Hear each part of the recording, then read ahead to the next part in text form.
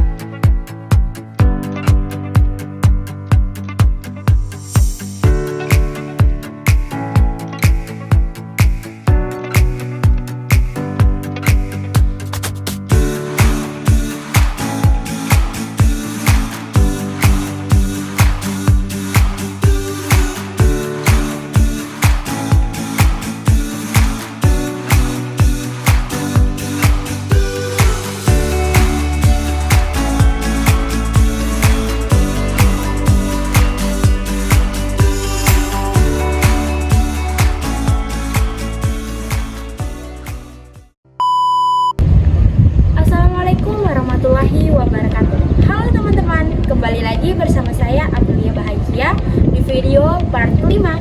Di video kali ini saya akan menjelaskan tentang transformasi peran Bank Indonesia setelah kehadiran OJK. Untuk mengetahui bagaimana peran Bank Indonesia pasca lahirnya Otoritas Jasa Keuangan atau OJK, Bank Indonesia mempunyai tugas dalam wewenang dalam hal fungsi pembayaran, fungsi pengawasan, dan menetapkan kebijakan moneter. Adanya krisis moneter tahun 1998, ada beberapa kasus pembobolan bank di Indonesia. Bank Indonesia dianggap telah gagal melakukan fungsi dan tugasnya. Sejak adanya wacana pembentukan OJK pada tahun 1998 telah menjadi polemik tersendiri antara Bank Indonesia dan pemerintah. Akhirnya setelah tertunda sekitar 10 tahun, pada tahun 2011 akhirnya OJK telah terbentuk dengan disahkannya Undang-Undang Nomor 21 Tahun 2011 tentang Otoritas Jasa Keuangan.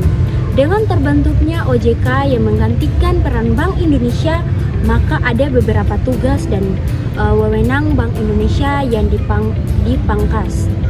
Bank Indonesia hanya berwenang dalam hal menetapkan kebijakan moneter. Bank Indonesia atau BI dan Otoritas Jasa Keuangan atau OJK memiliki perbedaan dalam tugas, wewenang, dan fokus. Namun keduanya bekerja sama untuk menjaga stabilitas sistem keuangan Indonesia. Yang pertama, tugas. BI atau Bank Indonesia berfungsi pada menjaga kestabilan nilai rupiah, sedangkan OJK berfungsi pada pengaturan dan pengawasan industri jasa keuangan. Yang kedua, wewenang. BI atau Bank Indonesia memiliki wewenang untuk menetapkan kebijakan moneter, suku bunga, dan likuiditas. Sedangkan OJK memiliki wewenang untuk mengeluarkan peraturan terkait pengawasan dan regulasi sektor perbankan serta memberikan sanksi kepada bank yang melanggar peraturan. Yang ketiga, fokus. BI atau Bank Indonesia mengatur perbankan secara makro, sedangkan OJK mengatur perbankan secara langsung atau mikro. Yang keempat, pelaporan. Nasabah yang mengeluh terhadap pelayanan terkait industri keuangan dapat melaporkan ke OJK, bukan ke Bank Indonesia. Yang keempat, data.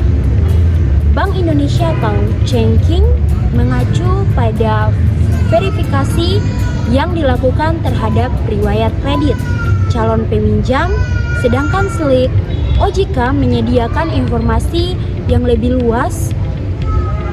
Dan BI dan OJK merupakan lembaga negara yang bersifat independen.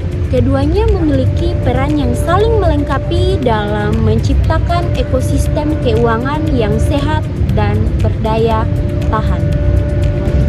Setelah kehadiran Otoritas Jasa Keuangan atau OJK pada tahun 2011, peran Bank Indonesia atau BI mengalami transformasi yang signifikan karena OJK mengambil alih sebagian besar fungsi pengawasan sektor jasa keuangan yang sebelumnya menjadi tanggung jawab Bank Indonesia.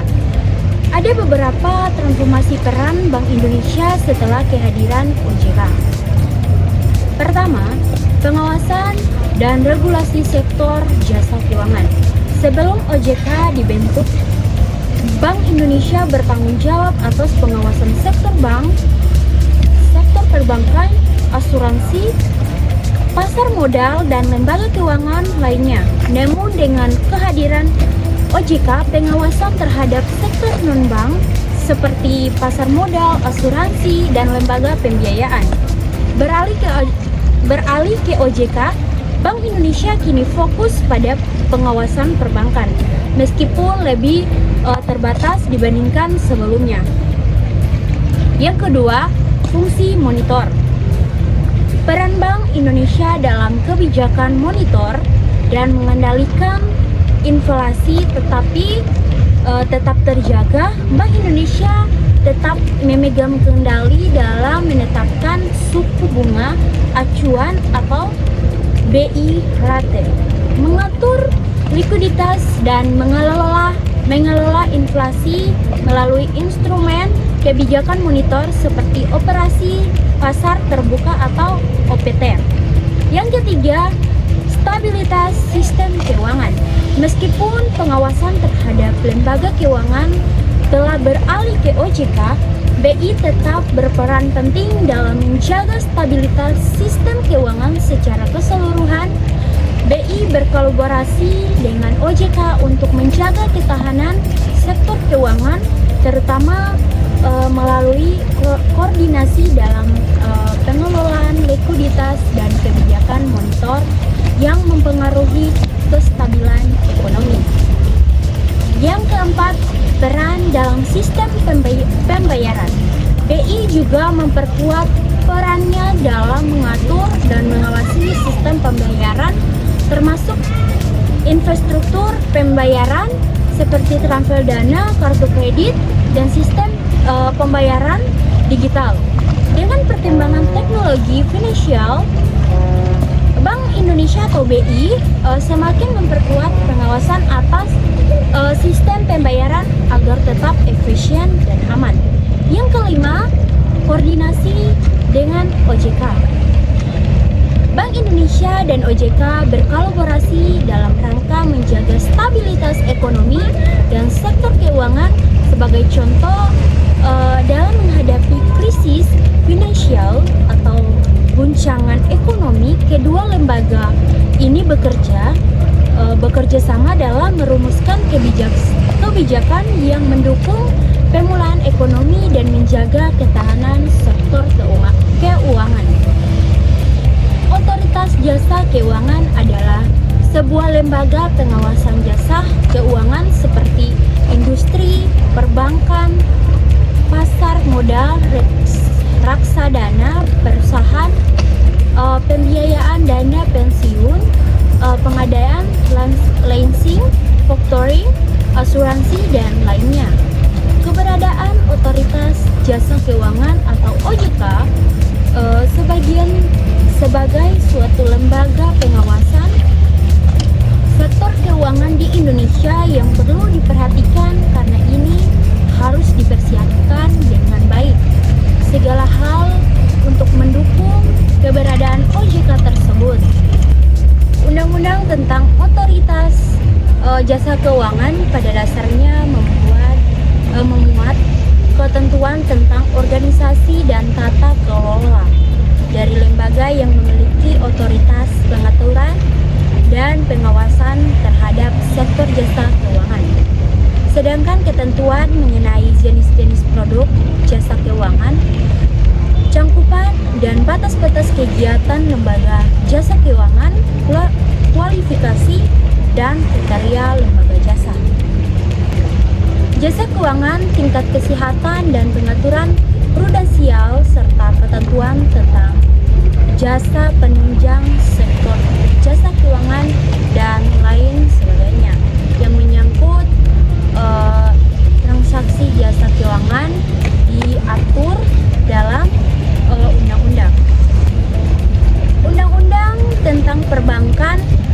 pasar modal, usaha asuransial, dana pensiun, dan peraturan perundang-undangan lain yang terkait dengan sektor jasa.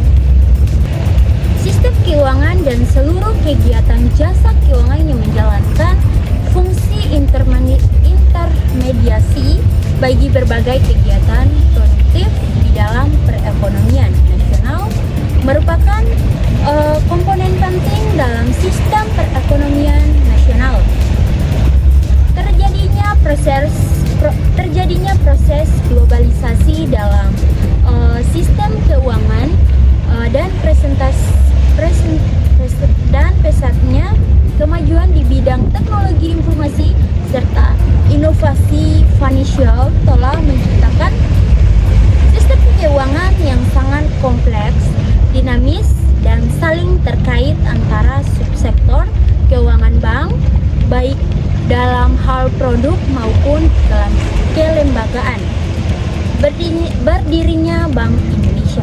Pada tahun 1951 muncul desakan kuat untuk mendirikan Bank Sentral sebagai wujud kedaulatan ekonomi Republik Indonesia. Oleh karena itu, pemerintah memutuskan untuk membentuk Panitia Nasional atau DJB. Proses nasionalisasi dilakukan melalui pembelian saham DJB oleh pemerintah Republik Indonesia dengan besarnya mencapai 97%.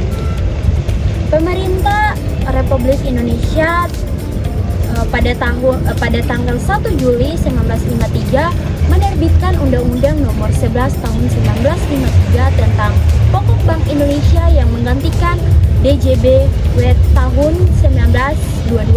Sejak 1 Juli 1953, Bank Indonesia secara resmi berdiri sebagai Bank Sentral Republik Indonesia.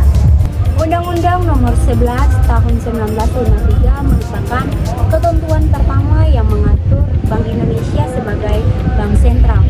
Tugas Bank Indonesia tidak hanya sebagai bank sirkulasi, melainkan sebagai bank komersial melalui pemberian kredit. Pada masa ini terhadap Dewan Monitor atau DM yang bertugas menetapkan kebijakan monitor. DM diketahui Menteri Keuangan dengan anggota Gubernur Bank Indonesia dan Menteri Perdagangan. Selanjutnya Bank Indonesia bertugas menyelenggarakan kebijakan monitor yang telah ditetapkan oleh DM. Masa ekonomi terpimpin. Pada masa demokrasi terpimpin, Presiden Soekarno memperkenalkan konsep ekonomi terpimpin. Pada masa ini, Gubernur Bank Indonesia ditetapkan sebagai anggota kabinet dengan sebutan Menteri Urusan Bank Sentral dan Dewan Monitor tidak berfungsi lagi. Dalam bidang perbankan terdapat doktrin atau bank brojong berupa penyatuan seluruh bank-bank negara menjadi bank tunggal dengan nama Bank Negara Indonesia atau BNI yang pendiriannya lewat Perpres nomor 17 tahun 1965. Dalam masa implementasi Bank Berjuang, Bank Indonesia diubah menjadi BNI Unit 1. Sedangkan bank-bank milik pemerintah lainnya dibagi menjadi BNI Unit 2 sampai 5. Secara keseluruhan, dengan hadirnya OJK, peran Bank Indonesia lebih fokus pada kebijakan monitor stabilitas sistem pembayaran serta menjaga stabilitas perekonomian, sementara pengawasan lembaga jasa keuangan non-bank dialihkan ke OJK. Dibentuknya Otoritas Jasa Keuangan atau OJK guna mengantisipasi kompleksitas sistem keuangan global dari ancaman krisis. Pembentukan OJK dilandasi motivasi yang baik, yaitu untuk meningkatkan kualitas pengawasan lembaga keuangan secara terintegrasi antara lain lembaga perbankan, pasar modal, dana pensiun, dan lembaga keuangan non-bank. Kehadiran OJK dalam perkembangan sektor keuangan di Indonesia diharapkan dapat membantu lancarnya kegiatan lembaga-lembaga jasa keuangan sehingga mengatur terhadap kegiatan jasa keuangan dapat terlaksanakan dengan baik dan pada akhirnya memberikan dampak yang positif bagi perkembangan perekonomian di Indonesia pada umumnya. Sementara itu, Bank Indonesia sebagai bank sentral hanya berperan sebagai regulator kebijakan monitor untuk menjaga stabilitas monitor. Permasalahan dalam penelitian ini adalah bagaimanakah hubungan hukum antara Otoritas Jasa Keuangan atau OJK dengan Bank Indonesia sebagai bank sentral di Indonesia. Pendekatan penelitian yang digunakan dengan menggunakan pendekatan yuridis, normatif, dan pendekatan empiris. Selanjutnya, data yang digunakan data sekunder dan data primer. Kemudian data tersebut diolah dan dianalisis secara yuridis, kualitatif, yaitu mendeskripsikan permasalahan berdasarkan penelitian dan pembahasan dalam bentuk penjelasan atau uraian kalimat demi kalimat yang disusun secara sistematis. Selanjutnya ditarik kesimpulan secara edukatif untuk menjawab permasalahan penelitian.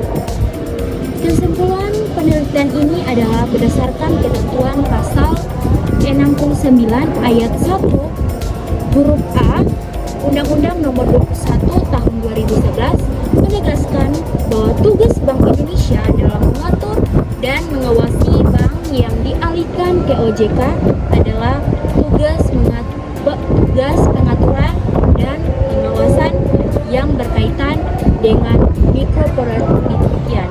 Sedangkan Bank Indonesia tetap memiliki tugas pengaturan perbankan berkaitan dengan hal tersebut. Tugas pengaturan perbankan tidak sepenuhnya dilaksanakan secara independen oleh OJK karena pengaturan mikroprudensial dan mikroprudensial akan sangat berkaitan. Jadi kesimpulan dari seluruh materi yang saya jelaskan, pembentukan OJK akan berdampak pada perubahan atau 4 peraturan perundang-undangan terkait dengan asuransi, pasar modal, perbankan, serta badan pengawasan pasar modal dan lembaga keuangan lainnya. Secara substansi, keberadaan OJK harus dapat menjabatani kepentingan setiap regulator pengawasan di Indonesia. Secara kelembagaan, OJK berada di luar pemerintah, yang dapat diartikan bahwa OJK tidak menjadi bagian dari kekuasaan pemerintah. Akan tetapi tidak menutup kemungkinan adanya unsur-unsur perwakilan pemerintah karena pada hakikatnya OJK merupakan otoritas di sektor jasa keuangan yang mempunyai hubungan koordinasi dan keterkaitan yang kuat dan otoritas lain dalam hal ini otoritas fiskal atau Menteri Keuangan dan otoritas monitor atau Bank Indonesia. Independensi OJK secara kelembagaan dalam melaksanakan tugas dan kewenangannya khususnya dalam sektor perbankan harus dilaksanakan dengan lebih optimal karena masih terdapat hubungan sangat erat antara OJK dan Bank Indonesia. Dengan demikian, meskipun pengawasan perbankan telah beralih kepada OJK, pengawasan, namun Bank Indonesia tetap memiliki kewenangan akan akses terhadap data dan informasi dari lembaga-lembaga perbankan. Untuk itu, sistem integrasi sistem keuangan di Indonesia dapat berjalan dengan maksimal yang didasarkan pada legal framework yang jelas dan regulasi yang efektif. Saran dengan telah dibentuknya OJK yang harus diantisipasi adanya risiko terhadap stabilitas dan kemajuan di bidang pengawasan bank yang telah dicapai oleh Bank Indonesia saat ini. Hal ini karena lembaga baru tidak dapat serta merta memiliki kemampuan dan pengalaman untuk melakukan pengawasan bank secara efektif. Dalam kondisi krisis ekonomi, bahkan dapat menimbulkan sistematik atau risiko sistematik dan moral hazard. Hal tersebut juga dapat merusak sistem pengawasan bank yang saat ini sudah berjalan dengan baik. Selain itu, kegagalan sistem pengawasan bank akan menurunkan kepercayaan pasar terhadap industri perbankan Indonesia yang pada akhirnya akan meningkatkan risiko. Oke teman-teman, mungkin itu saja yang bisa saya sampaikan. Semoga bermanfaat. Jangan lupa like, komen, share, dan subscribe. Sampai bertemu di video berikutnya. Bye-bye.